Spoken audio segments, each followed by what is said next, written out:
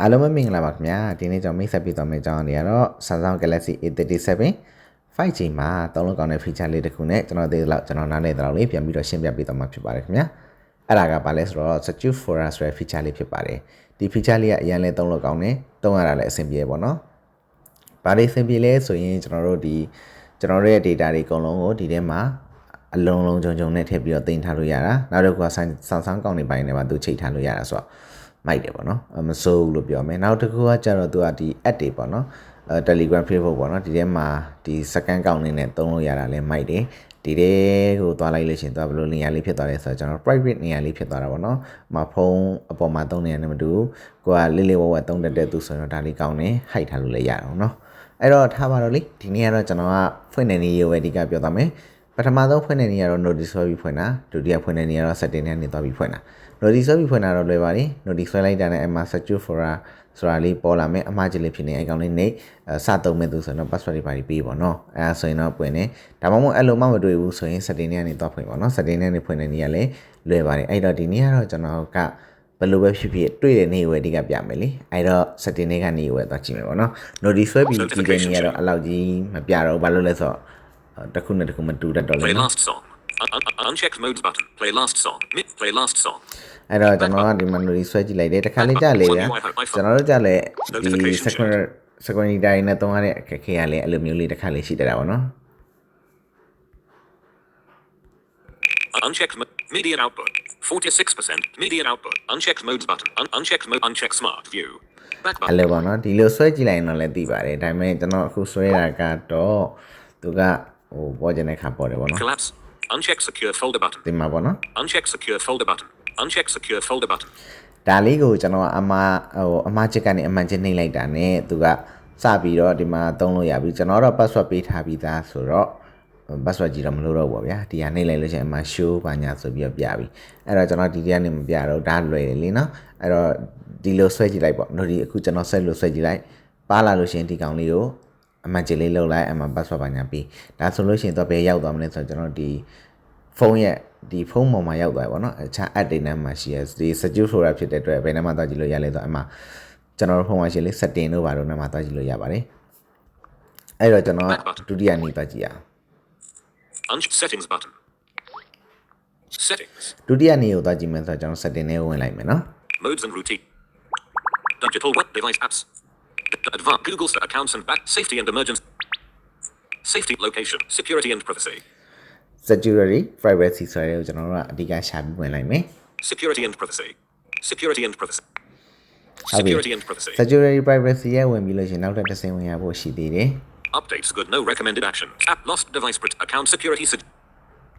အထက်ကိုနည်းလေးတွန်းလိုက်မယ်နော် Privacy. Microphone permissions used in more security settings. more security settings ဆိုတာလေးတွေ့အောင်ရှာမယ် More security setting. More security settings. ကျွန်တော်ဝင်လိုက်ပါမယ်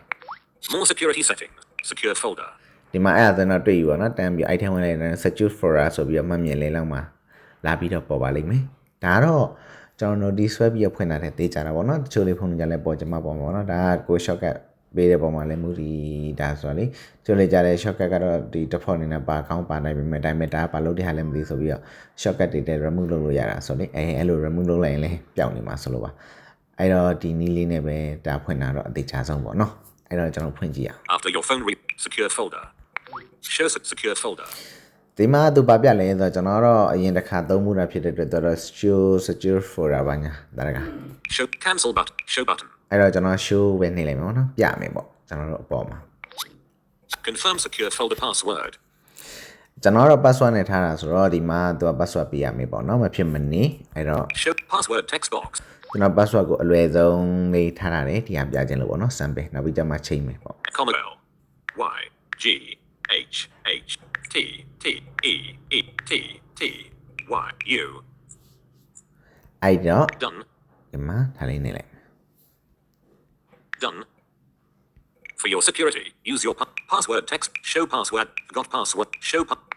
password text box. Delete.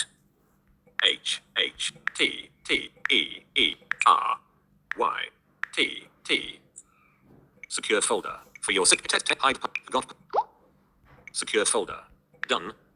More secure folder. အဲ့တော့သူကမှန်ပြီဆိုရင်တော့ဒီလိုလေးပြန်လာမယ် ခုနကျွန်တော်ရိုက်ပြသလိုပေါ့နော်မှားရိုက်ရင်မပွင့်ဘူးကျွန်တော်တမင်တကာမှားရိုက်ပြလိုက်တယ်ဘာလို့လဲဆိုတော့ဒီကိုယ့်ရဲ့ password မှားနေဒီဟာပြန်ပြီးတော့ထုတ်လို့မရဘူးဆိုတာသိသိချင်လို့နော်အမ forget password တော့ပါတယ်ဒါပေမဲ့အဲ့ဒါကိုတော့ကျွန်တော်အသုံးမပြုဘူးနော်ကိုယ်နဲ့ကိုစမ်းကြည့် Allow back auto lock secure. Allow background activity. Oh switch. ဒါဆိုရင်တော့ပွင့်သွားပြီဒီထဲမှာချိန်လို့ရတဲ့ဟာလေးတွေဒီမှာတစ်ခါတည်းသူပြတယ် Secure folder lock and biometrics password. Fingerprints. သူကဒီမှာပြတာလဲဆိုတော့ကျွန်တော်က password နဲ့ fingerprint နဲ့ကိုထားထားတယ်တဲ့နှစ်ခုပေါ့နော်အဲ့မှာအဲ့ဒါလေးပြနေတယ်အခြားအောက်ကဟာလေးကတော့တိတ်ချိန်နေမလို့ကိုလွင်တော့ချိန် Auto lock secure folder lock automatically when screen turns off. Allow background activity. Auto lock secure folder. ဒီ auto lock ကတော့ကိုဘလောက်ထွက်သွားပြီးတော့မှဘယ်လိုပြန်လုပ်မယ်ဆိုတာလေးပြန်ပြီးတော့ချိန်နေဟာလေးပါဒါကတော့လွယ်ပါတယ် Navigate auto lock checked when screen turns off. ဒါတော့ဒီ screen lock ကြာတာနဲ့ဒီဟာက lock ပြန်ပေးရမယ်ပေါ့နော် Check radio button. Unchecked after 5 minutes. ဒါကတော့9မိနစ်ကြာပေါ့နော်ကျွန်တော်တို့ screen lock ချမချတော့9မိနစ်ကြာမှာဒီဟာလေးကို auto lock ပြန်ပြီးတော့ဒီ password ပြန်ပေးရမယ်ဝင် auto lock တောင်ဖြစ်တယ်password ပြန်ပေးရမယ်နောက်တစ်ခု Uncheck radio button. Unchecked after 10 minutes. ဒါကတော့10မိနစ်ပေါ့နော်10မိနစ်ပြည့်တာနဲ့ဒီ password ပြန်ပေးရမယ်ပေါ့ဒါကကိုယ့်အနေကိုရွေးလို့ရပါတယ်ဒါကတော့တိတ်အရေးမကြီးပါ Secure auto lock secure folder lock automatically when screen turns off. အဲ့တော့အထက်ဆုံးအနေထားလိုက်တာတော့ပိုပြီး safe ဖြစ်တာပေါ့နော်ဖုန်းလော့ကြသွားတယ်နောက်တစ်ခေါက်ပြန်ဝင်မှဆိုရင် password ပြန်ပေးရတယ်ဆိုတာလေးကမိုက်တယ် Allow background activity while locked. ဒါတွေတော့ထားလိုက်ပါအဲ့တော့ကျွန်တော်တို့ One UI home iPhone. ဖုန်းပေါ်မှာရောက်နေပေါ့နော်အဲ့တော့သွားကြည့်အောင်ဘယ်နှမှာရှိမလဲဆိုတော့ Store.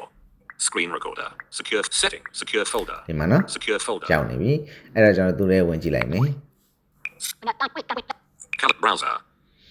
ဒီမှာကျွန်တော်ရောက်နေပြီဆိုတော့ browser တို့ Contacts. contact တို့ My files. my file တို့ Gallery. ပေါ်နေပြီ gallery Calendar. ဒီကန်တာပေါ့နော်ဒါတွေပေါ်နေပြီအမှ my file နဲ့ကဆိုရင်ကျွန်တော်တို့အသား file တွေဒါမှမဟုတ်ဓာတ်ပုံတွေပေါ့နော်ဘယ်သူမှမသိသေးချင်တဲ့လေဒီထဲမှာလာသိမ့်ပြီးလို့ရှင် hide လုပ်ထားလိုက်ရင် okay ပြီလေနော်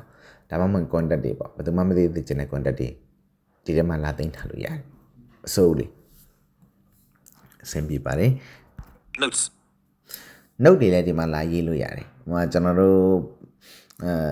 လူမသိသေးချင်တဲ့အကြောင်းအရာရေးတာမျိုးပေါ့နော်အဲ့မှာဒီထဲမှာလာပြီးတော့ရေးနောက်သိမ်းထားလို့ရတယ်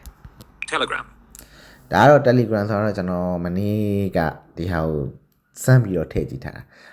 သူကတော့ Jure app ပဲပေါ့နော်ဒီ scan account နေနဲ့ထပ်ပြီးတော့ဖွင့်ပြီးသုံးလို့ရတယ် home screen က account နဲ့တော့မတူဘူးပေါ့နော်ဒီထဲမှာတော့ဒီတိုင်းဒီ private နေရာလေးနေနဲ့